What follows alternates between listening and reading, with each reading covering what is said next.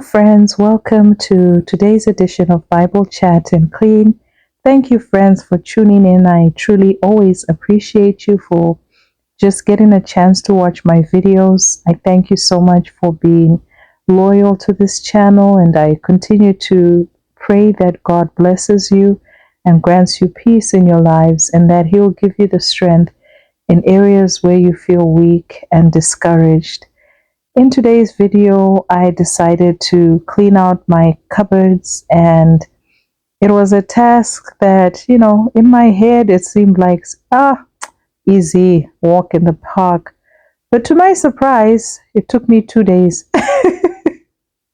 Yep, I was overly ambitious, but I thank God that I managed to do it.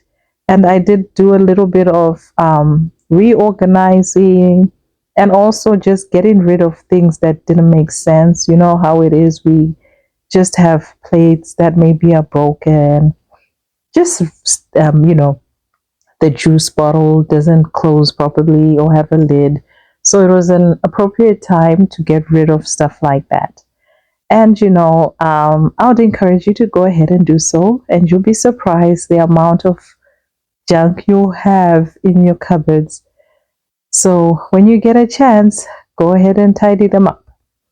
But today I just wanted to share with you on something it's kind of funny if you think of it, but as you go in deeper, you realize that wow, the Word of God always has truth, and it's a passage that comes from 1 Thessalonians 4, chapter 11, which says that you also aspire to lead a quiet life, to mind your own business, and to work with your own hands as commanded you.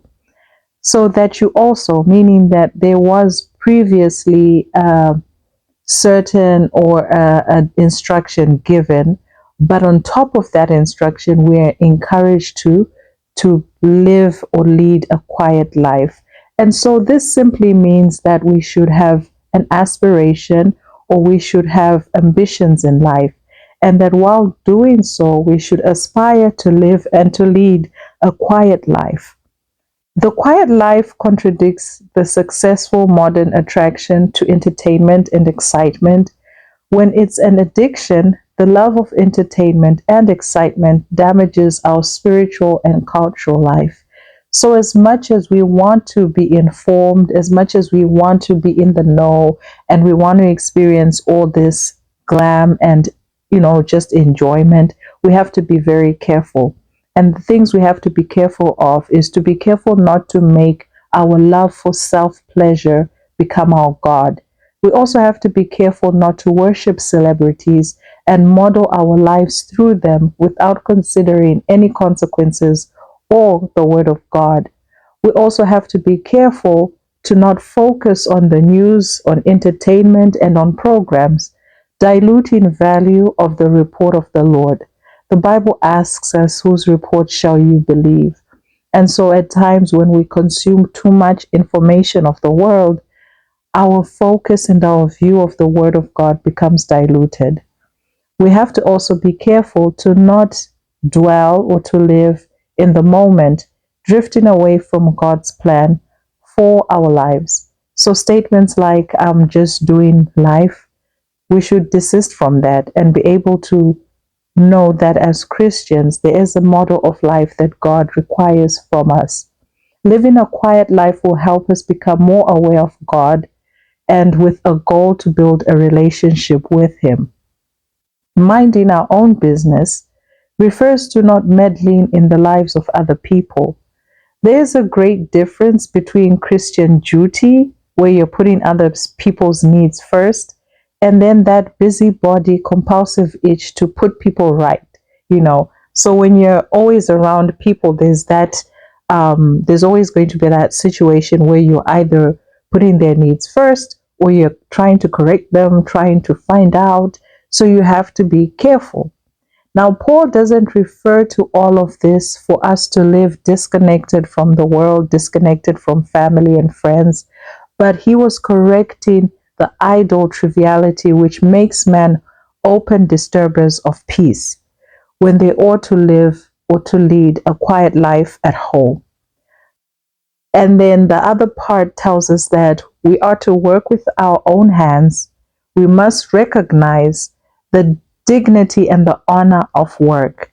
Work is God's plan for the progress of society and also for the church. So being able to see, when you evaluate your life, you have to be able to see that what things are hindering me from being fruitful and successful according to the word of God. Am I now so diluted that I do not value what God values, that I do not see how God is desiring me to operate and to live? So it's important for us to take time away from all the noise around us and be able to connect with God. And we can tell ourselves sometimes that I'll make a plan, I can do it, I'll do it. But we have to be intentional. And this is all going to lead us to a better relationship with God and make us more effective in our communities because we've spent time with God and we've been able to be refreshed by Him, and that He's in spending time with Him, we're more aware of what He desires from us and for us. And He also, in spending time with God, our confidence in Him is boosted and our understanding of His plan, it may not be full, but we'll have this great desire and passion to do what He wants us to do because we're not busying ourselves with all sorts of things. So, my friends, as we approach the weekend, I pray that God will help you stay in your lane, focus on Him, do what's right by Him, and enjoy your life as you continue to seek Him, as you continue to honor Him with all that you have. Have a wonderful weekend, friends, and I pray that God continues to bless you and continues to guide you and your family.